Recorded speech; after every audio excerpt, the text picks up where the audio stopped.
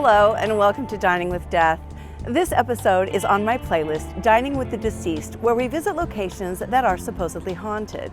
Today I'm coming to you from the world-famous Santa Cruz Beach Boardwalk that has been the inspiration for so many horror films. I'm going to take you on a little tour of the boardwalk, and of course we're going to eat here. I'm Stacy Lee. Let's begin. I have been so excited about putting this episode together. We visited Santa Cruz back in February, and it's finally time to share our visit with you. This will be a little different than other episodes on this playlist, Dining with the Deceased, where we visit locations that are supposedly haunted, because this is not a spooky place. It's a very bright and colorful and lively place, but people still believe it's haunted. This location is world famous because some very big films have been shot here, and we're going to talk about that in a bit. But first, let's talk about this amazing location. The Beach Boardwalk sits in the heart of Santa Cruz, California. Santa Cruz is quintessential California beach and surf central. If you were to think of a surf town in California, or you needed a backdrop for a movie about that culture, you'd want to come to Santa Cruz. We did an episode of Deadly Destinations here in Santa Cruz. Here's the thumbnail if you'd like to watch that, so you can see what a great place this is. The vibe is so laid back and peaceful here. The people are the same. And hey, I can see why. They live in a dreamlike location. It almost doesn't seem real. It's so beautiful. It's like living in a postcard.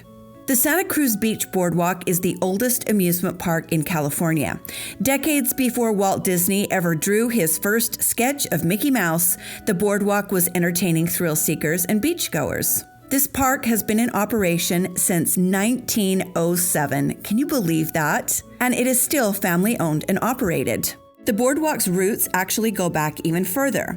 In 1865, John Lee Brandt opened a public bathhouse near the mouth of the San Lorenzo River, and after that, other bathhouses followed. Soon, tourists were flocking to the area to enjoy what was then the highly touted health benefits of bathing in salt water. Those tourists needed places to stay and places to eat, and soon restaurants and photo stands, hotels, and curio shops were popping up everywhere to cash in on the health trend and provide services for the tourists.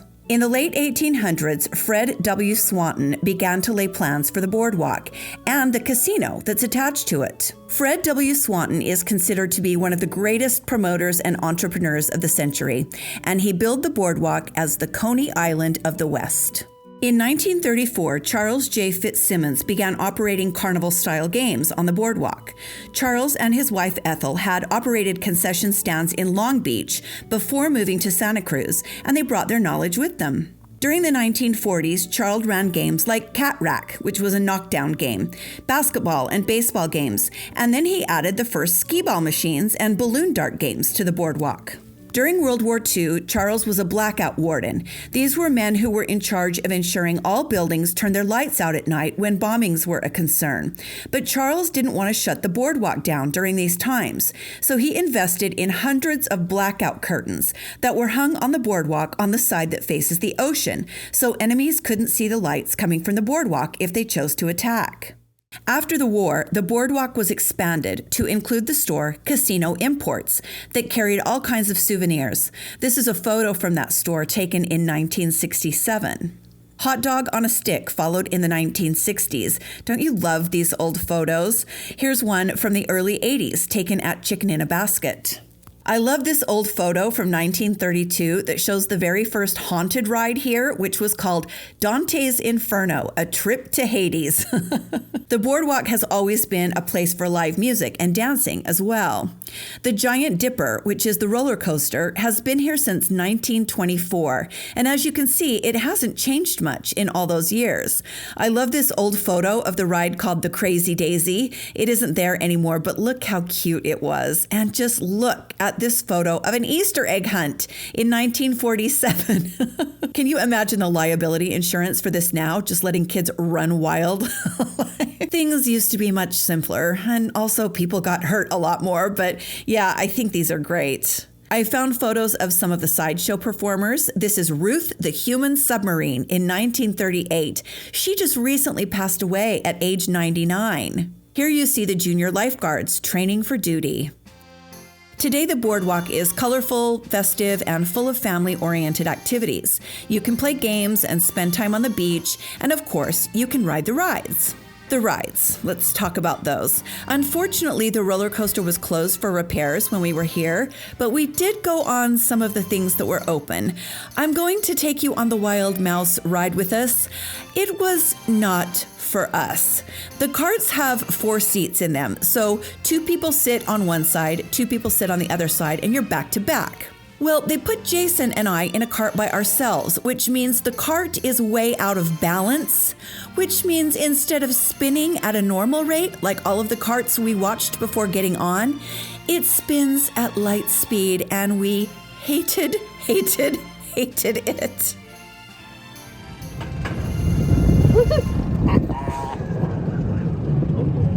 Oh my gosh!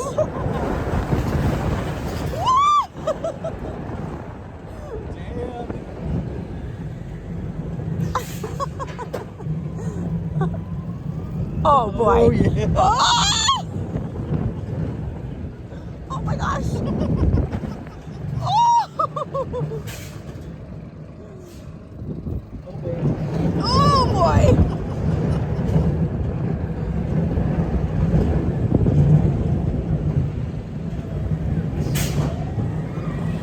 Oh no, no, no! Oh my god.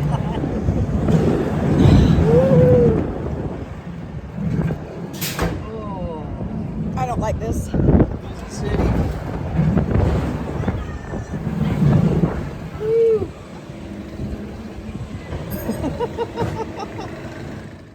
You guys, we were both sick. That's why some of our footage is during the day and some is at night. It's because after this, we had to go back to the hotel and lay down for a while. When we were getting off of the ride, the operator was like, "Sorry about that. It's been a while since I've seen a cart spin like that." And I kind of wanted to punch him, but I was too dizzy to see who was talking to me.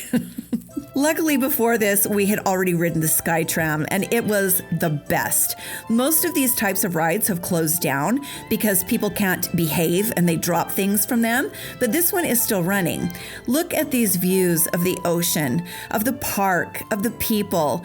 It was kind of wild being on this old ride. No seatbelt, nothing but a lap bar to put your hands on, so high above in the sky. I used to ride these all the time, but like I said, they've mostly disappeared. So this was awesome and very nostalgic. They have these unique looking fake people in some of the carts. I'm assuming they're for weight and balance. So that's what's up ahead of us. They're dressed like cavemen for some reason, which I couldn't really figure out. But yeah, this sky ride was kind of everything, just so peaceful up above the park. We took in the sights and we enjoyed the rides, and of course we tasted all the food. You'll see that at the end of the episode. I have to show you guys this because I know so many of you will appreciate it. This is the original Wurlitzer organ. It goes clear back to the early 1900s and it still works. It sits here next to this beautiful carousel and it plays the music you hear as you ride it. I'm going to give you a little taste of the music here so you can appreciate it as you look at this fabulous ornate woodwork, which is painted so beautifully.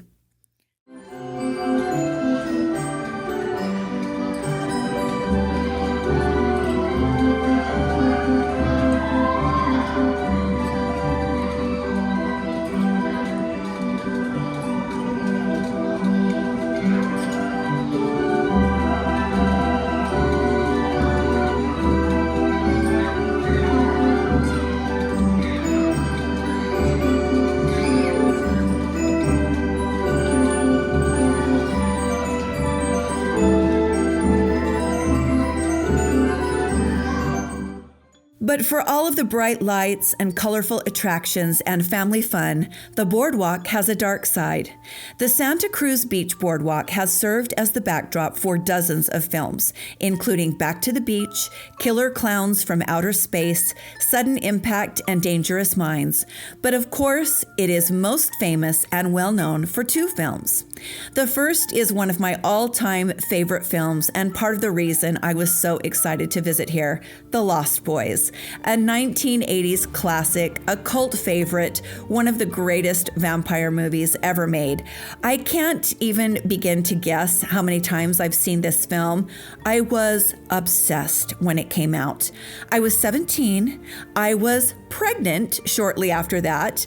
And then after I had my daughter, I would sit up at night with her when she couldn't sleep and I'd watch The Lost Boys. I have so many great memories of this film, and it all takes place right here in Santa Cruz, most of it on the boardwalk. I'm sure many of you love it as much as I do.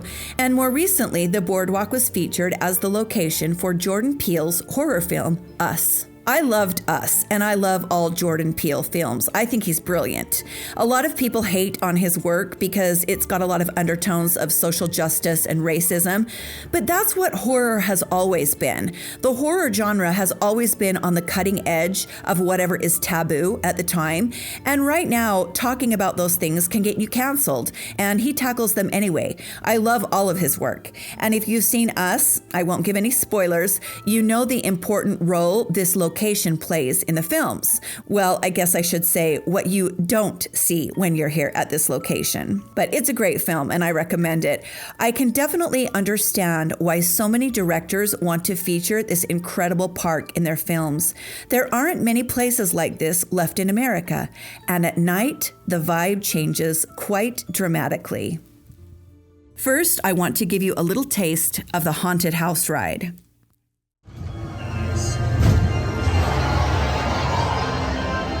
The dungeon.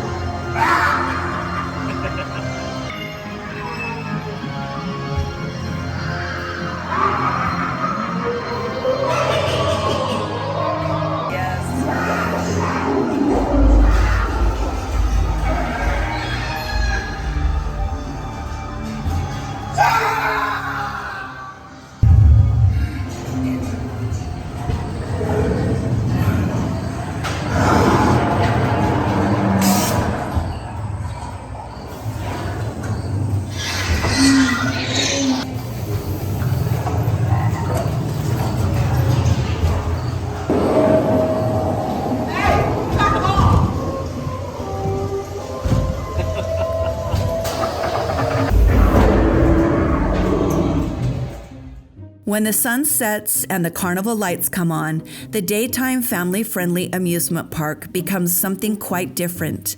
The teenagers come out in droves, hiding their flasks and sneaking cigarettes in the darkened corners of the boardwalk. Young lovers cuddle on the rides and head to the haunted house to make out during the ride. And if you believe some people, it's when the ghosts and spirits are most active here. There are people that claim to have seen ghosts in broad daylight, walking among the games and food stands in clothing from days gone by, but most believe the spirits here prefer the night. Many visitors report walking past people strolling along, believing they're part of some type of performance because they're dressed in period-style clothing. But when they turn to look at them again, they've vanished. There have been 4 deaths on the Giant Dipper, the roller coaster, since it was built in 1924. The very first year it opened, 16-year-old Walto Fernando Brine stood up on the coaster as it went down its first dip. He was thrown from the car and crushed to death by the train. Another boy fell from the coaster in 1943 and fell to the roof of the tunnel. He later died at the hospital. In 1965, a boy wiggled out from under the safety bar and fell 65 feet to his death. And the last death occurred in 1972 when Edward Crooks fell from the top tracks to the lower tracks and was crushed by the coaster as it raced by. The very first boy to die on the coaster, Walter, is said to haunt the roller coaster, and sightings of him have been reported numerous times by both guests and operators. Coaster maintenance workers claim to see him at night after the coaster has closed for the day. He wanders around the entrance to the coaster, and sometimes he's seen on the rails. Tourists have reported sitting next to a boy in 1920s clothing who tugs on the top of their sleeves or taps them on the shoulder as they ride the coaster. At the pizza parlor, now called Pizza One, several staff members quit after having encounters with the ghost known as the Barefoot Ghost. In 2012, this ghost became particularly active, and staff members at Pizza One reported seeing bare footprints in the water of freshly mopped floors. Inside Neptune's Kingdom, which is now a golf course and arcade, used to sit an indoor swimming pool. From 1907 to 1963, there were 5 drownings in the pool, and the ghosts of those who died there are said to walk the grounds of the arcade. To this day, security staff members report a translucent face that appears on the security monitors from time to time near the former swimming pool site. The staff inside what is now the laser tag area sees the ghost of a tall, slender man walking calmly through the area, and even though laser tag is not as popular as it once was, the owner refuses to close the course because of the ghost who seems to enjoy it. When there was a photo developing shop at the boardwalk, employees often had problems with the film. People would often return to the shop after picking up their photos, complaining that they were overexposed, with people who weren't there appearing in their pictures. Inside Coconut Grove, the large open events center at the boardwalk, a poltergeist wreaks havoc. Over the years, staff has named the ghost Woody. Employees claim he moves chairs around and sometimes stacks them in piles after they've been set out for events. He also plays the harmonica late at night, but no one seems to be able to tell where the music is coming from. It's no surprise at a location like this, where millions of souls have come to visit, that tragedies often occur, and I can definitely see why, as a ghost, one might choose to make this incredible, beautiful, and historic place their forever home. Now, as we always do on this playlist, we eat in our haunted location. So come along with us as we taste some carnival food. They have all of the usual unexpected things here. I'm going to be honest with you, none of it was great. Now, I love me some carnival food. Don't get me wrong, but most of these just kind of missed the mark. We stopped and got corn dogs, one of my favorite foods on a stick. I love me a good corn dog. These were okay. The coating was a little flavorless, and the hot dogs were that kind of weird, really hammy flavor, you know. But hey, I'm not complaining, sitting here eating by the ocean at this great place. We tried these spiral potatoes you often see at festivals and amusement parks. I really was expecting these to be amazing because, hello, fried potatoes. But they weren't quite crispy, they weren't quite salty enough. They were okay. But you know, it's a deep fried potato. How bad can it be? They have a little station outside the stand where you can dress yours with ketchup or cheese sauce, hot sauce, whatever you want. The pretzel was good, it was nice and soft, and you know we had to get ours with a side of cheese sauce. They didn't have hot mustard, which is our usual go-to. We had lemonade and just enjoyed our time with the salty sea breeze in our face, watching the beachgoers while trying the different foods. There are snow cones and pizza and hamburgers, just about anything you can think of that goes with a carnival. This is a place we will definitely return to. We're talking about bringing our littles next summer when the 3-year-old is almost 4 and can enjoy it a bit more. If you ever get out this way, I highly recommend Santa Cruz. Not only does it have this fabulous boardwalk, but it's got the beach and it's got the mystery spot that I showed you in our destinations episode. There is just so much to see and so much to do in this gorgeous place. There's no wonder that some of its former residents and visitors have decided to stay here forever. Thank you for joining me today on Dining with Death, Dining with the Deceased. Hit the like button if you like the video, subscribe to my channel if you want to see more from me, and of course you can support me by joining my Patreon. Stay safe, my friends, and be kind to each other, and I'll see you next time on Dining with Death. Bye.